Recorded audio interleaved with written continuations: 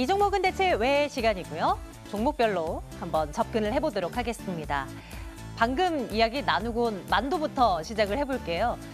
38,000원 기록되고 있는 상황이고요. 거래량도 동반이 됩니다. 3분기 실적은 사실 부진했는데 4분기에 대한 기대감이 큽니다. ADAS라는 시스템, 이게요. 이 차량에 이 시스템을 부착을 시키고 나면 이 센서들을 이용해서 앞에 사람이 튀어나올 때 아니면 차간 간격, 이게 갑자기 좁아질 때 차가 사람한테 경고등으로 표시를 해준다든지 아니면 차량 스스로 멈춘다든지 이런 식의 시스템을 말하는 건데요. 만도에서 이 시스템을 만들고 있는 거죠. 폭발적인 성장세를 나타낼 수 있을 것이다라는 전망이 나오고 있는 겁니다. 이 시각 현재 11% 넘는 상승세 시현해내고 있습니다. 흡사병 얘기 있었던 원익 IPS와 원익 테라세미콘도 볼게요. 양쪽 모두 9% 똑같이 상승세를 보여주고 있는데요.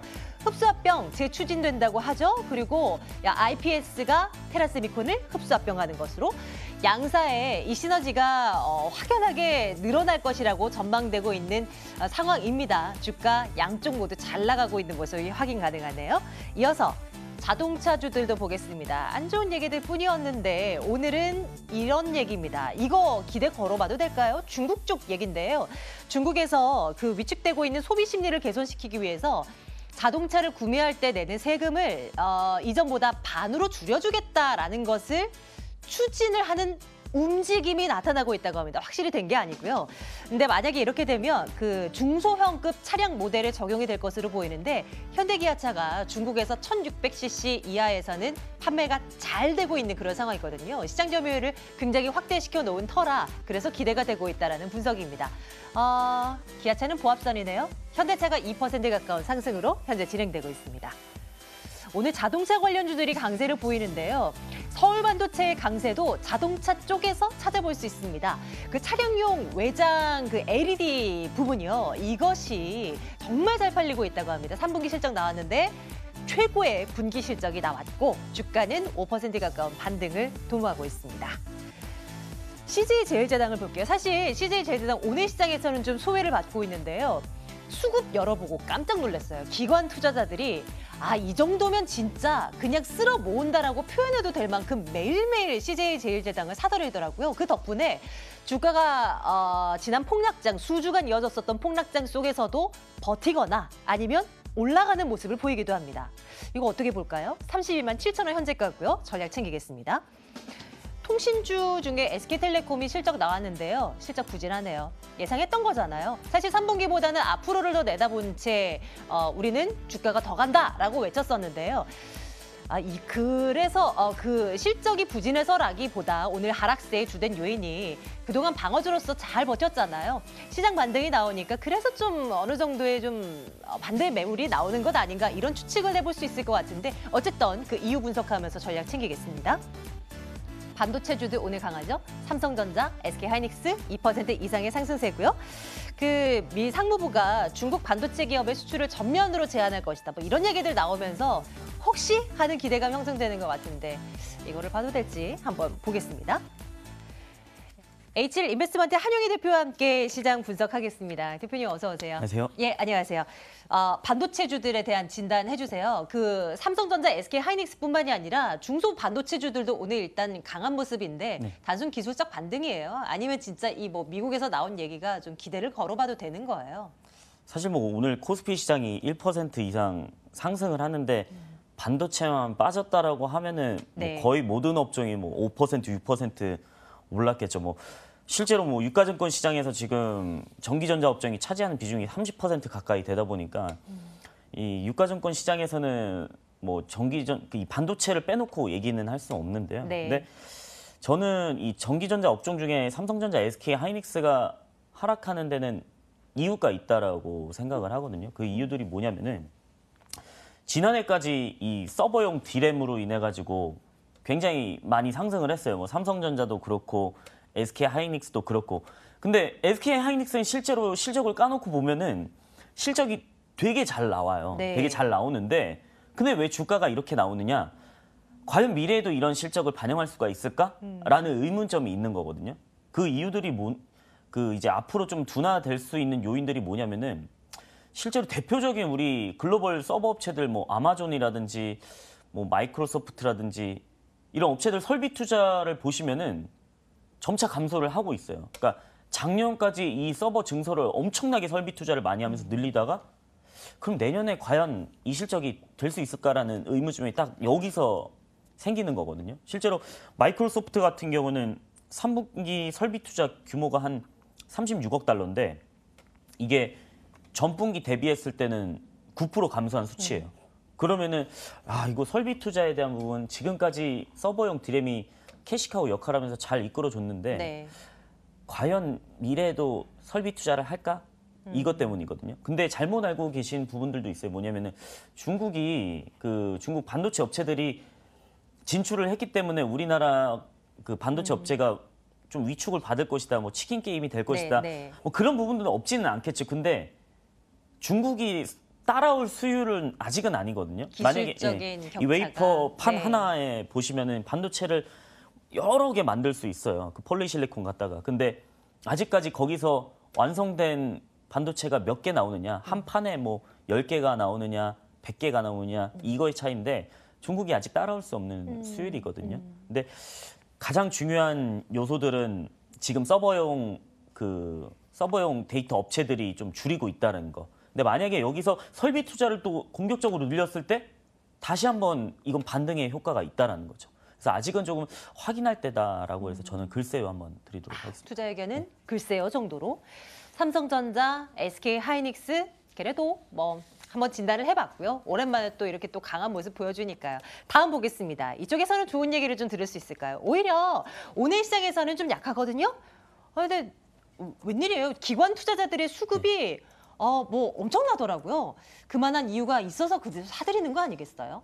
그렇죠. 뭐 경기 방어에 대한 성격이 있는 종목이기는 하죠. CJ제일제당 같은 경우 지금 유틸리티주 보시면은 시장 굉장히 많이 빠질 때 방어 많이 했어요. 네. 실제로 뭐 식품주 관련주도 그렇고 그다음에 한국전력이나 뭐 이런 유틸리티 업체들 뭐 SK텔레콤이나 시장 진짜 많이 빠질 때 오히려 방어하는 모습을 나타내는데 지금 기관에서 저는 이 CJ제일제당을 좀 주목하는 이유가 기관 매수가 좀 심상치 않거든요. 제가 앞서 말씀드렸던 거와 계속 방송에서 말씀을 드리는데 이 투신이랑 연기금 수급을 잘 보시면은 저는 사실 뭐 은행이나 뭐 기타 금융이나 뭐 국가나 이쪽은 잘 보진 않아요. 네. 연기금하고 투신을 잘 보는데 대거 들어오는 모습들이 이번 보이거든요. 달 들어서 하루 아니면 이틀 빼고 그것도 그때는 순매도 그렇죠. 규모가 적고 나머지는 그렇죠. 다 빨간불이에요. 그렇죠. 다 오늘은 아직 뭐 장 마감 안 했으니까 네네. 아직 집계가 다 안 네. 됐고 엄청나게 많이 사들이고 있거든요. 근데 CJ제일제당이 저는 그거예요. 이 성장성을 딱 하나 논다라고 했을 때 HMR이거든요. 1인 가공식품. 가정 네. 간편식. 네. 예. 그쪽 부분인데 이게 시장이 연평균 20% 성장을 하고 있어요. 이거는 거의 뭐 첨단 업체 성장하다시피 하는 건데 이게 왜 그러냐면 사실 1인 가구의 증가 때문이에요. 사실. 왜냐면은 일본도 그 잃어버린 20년 동안 편의점주만 나홀로 성장을 했었잖아요. 근데 이게 HMR 같은 경우에는 이제 앞으로 1인 가구가 늘어나면서 이거를 간편하게 먹을 수 있는 용도로 네. 앞으로 사는 거거든요. 근데 연평균 지금 2010년에 원래 7,700원 정도, 7,700억 정도 시장 규모가 형성이 돼 있었는데 이게 2017년도까지 3조 원 커졌어요. 몇 배가 늘어난 수치예요, 이게. 엄청나게 커진 건데 네. 저는 여기서 사실 이 HMR 같은 경우는 CJ제일제당이 시장 점유율이 가장 높아요. 가장 높기 때문에 그리고 또 특징적인 게 이게 바이오는 아닌데 R&D 비용을 쏟지 않으면은 매출이 잘 안 나오는 사업이에요. 왜냐면은 식품에 대한 연구도 하고 네. 유명한 뭐 맛집 브랜드도 들여와야지 네, 사람들이 네, 네. 그거에 대한 브랜드를 사 먹는데 그렇죠. 그 연구를 안 한다고 하면은 사실 오뚜기 카레랑 뭐 별반 차이 없는 거 몇십 년 동안 뭐 유지하는. 그래서 이거에 대한 성장성을 좀 바라봐야 되지 않을까라고 말씀을 드리고 싶어요. 네, 옆에서 계속 웃으면서 듣게 되는 게 바로 어제 저희 동료들과 함께 여기 CJ제일제당의 제품 너무 맛있다고 이런 얘기를 진짜 그러세요? 했었거든요. 정말 많은 사람들이 정말 이 몸소 이제 먹어보고 평가를 내리고 좋은 얘기들이 많이 나오기 때문에 또 이 종목을 봐야 되는 또 하나의 이유가 생긴 것 아닐까 하는 생각이 드는데요. 투자 이건 어떻게 주세요? 저는 좋아요. 좋아요. 말씀드리겠습니다. 좋습니다. 사실 기관 투자자들이 그렇게 많이 샀지만 시장 영향 때문에 또 많이 못 올라갔었던 측면이 있을 거예요. 앞으로 눈여겨 한번 보도록 하겠습니다. CJ제일제당 살펴보고요. CJ제일제당이랑 SK텔레콤이랑 사실 비슷해요. 그렇죠? 시장 내려갈 때 뭐 음식료주 또 통신주들도 방어를 해주다가 오늘은 이제 내려가는 그런 모습인데요. 긍정적인 시각 그동안 주셨잖아요. 네네. 계속 체크해 주시죠.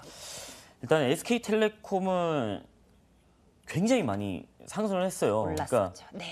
오히려 문재인 대통령 정권 들어서고 나서 오히려 이 요금제에 대한 인하 압박이 있어가지고 그거에 대한 악재가 연초에는 나타났었는데 이게 오히려 반등하는 이유들이 뭐 5G에 대한 기대감도 있고 SK텔레콤 뭐 통신주 다 잘 올랐죠. 뭐 LG U+도 그렇고 그 5G에 대한 기대감도 있었고 근데 SK텔레콤은 개별적으로 좀 이렇게 보자면은 이게 비통신 사업부가 있어요. 근데 우리 이 미디어 플랫폼이라는 옥수수라는 데도 있고 그다음에 얼마 전에 네. 이 SK텔레콤이 ADT 캡스를 인수를 했거든요. 맞아요. 네. 근데 원래 SK텔레콤이 그 NSOK라고 보안 업체가 있어요. 그 보안 업체가 있는데 지금 ADT 캡스가 제가 알기로는 시장 점유율이 한 2위 정도 되거든요. 근데 이거를 다 합쳤을 때는 한 31%의 시장 점유율을 차지를 할 거예요. 근데 그 부분을 봤을 때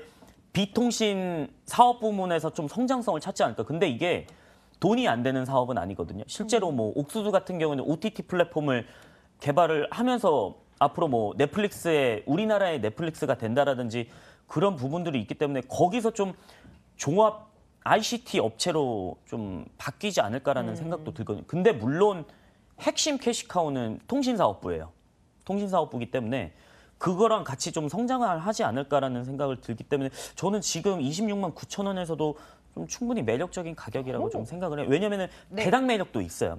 배당 그렇죠. 수익률이 한 네. 3.8% 정도 될 텐데 지금 현재 이 시장에서 배당주는 오히려 방어적인 성격이 될 수도 있거든요. 그래서 이런 부분까지 본다라고 했을 때 충분히 좀 괜찮은 종목이다라고 말씀드리고 싶습니다. 투자 의견 당연히 좋아요인 네, 좋아요 거고요. 예, 한 종목은 좀 짤막하게 들어야 될 것 같아요. 네네. 서울반도체 준비를 했는데요. 투자 의견 주십시오. 서울반도체는 제가 예전에도 말씀드렸다시피 되게 좋아요. 왜냐하면 기술력에 대한 오히려 미국 기업을 이겼어요. 법으로 특허 소송을 진행해가지고 그리고 서울반도체의 Y캅이라는 제품이 이 패키징을 안 해도 그냥 소형화된 제품에다가 그냥 갖다 붙이면 이 PCB에다가 갖다 붙이면 바로 전류가 흘러가지고 패키징 없이도 빛을 낼 수가 있거든요. 그게 이제 최고의 진화가 된 부분들이 Y캅인데 이런 부분에 대한 기술력 그리고 미중 무역 전쟁이 좀 심화될수록 중국 LED 업체가 관세를 맞았으니까 서울반도체 오히려 반사이익을 좀 거둘 수 있다. 그래서 베트남 공장 가동률도 좀 괜찮게 나온다고 하면은 네. 실적 오히려 좀 증가하지 않을까라고. 그럼 생각합니다. 서울반도체도 여전히 네, 투자 좋아요. 의견 네. 좋아요이고요. 내일장 탑픽을 꼽아야 되는데 그래도 의외로 좋아요가 좀 여러 나왔는데요. 네. 어떤 거 계속 볼까요? 저는 CJ제일제당을 CJ제일제당 예, 눈여겨보도록 합니다. 자, 3시 28분 향해 가고 있는 상황이고요. 오늘은 진짜 반등하면서 마무리되는 거겠죠? 확인하러 가겠습니다.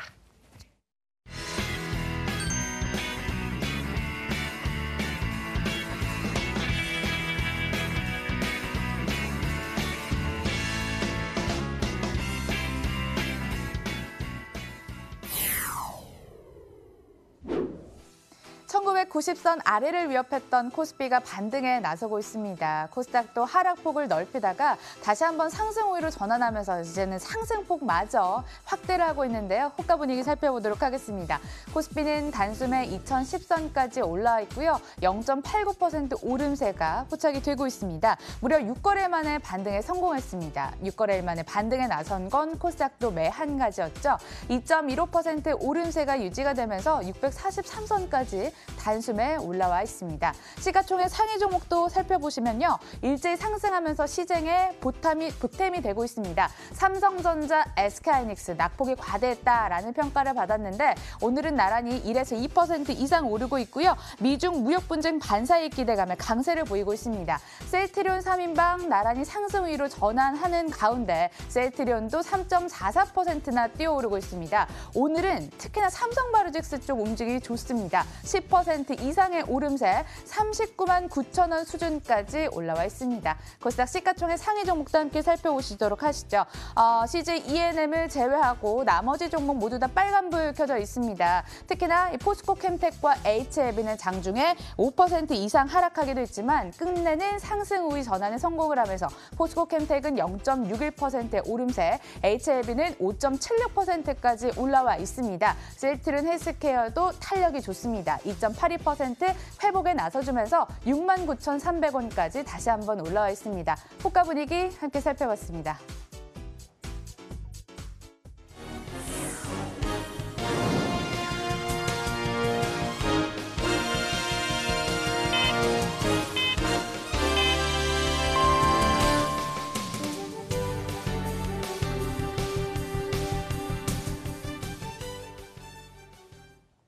(10월 30일) 시장이 마감이 됐습니다. 코스피, 코스닥 모두 바닥을 찍고 반등에 나섰는데요. 오늘도 연저점 행진을 이어가나 싶었지만 반등에 거뜬히 성공을 하면서 코스피는 2015선에, 코스닥은 644선에 종가를 형성했습니다. 수급은 어땠을까요? 개인과 외국인 투자자들이 매도세를 유지했습니다만 강해진 기관 매수세가 코스피를 상단으로 이끌었습니다. 전체적인 규모는 5,266억 원을 기록을 했는데 기관 내에서 연기금이 구원투수 등판을 하면서 강한 매수세를 보여주기도 했습니다. 코스닥 수급 함께 살펴보시죠. 기관 매수와 더불어 외국인도 매수에 동참했습니다. 나란히 1,469억 원, 1,160억 원 순매수 우위를 기록했고 개인은 아직 투자 심리가 돌아오지 못했습니다. 2,638억 원의 매도 우위를 기록을 했네요.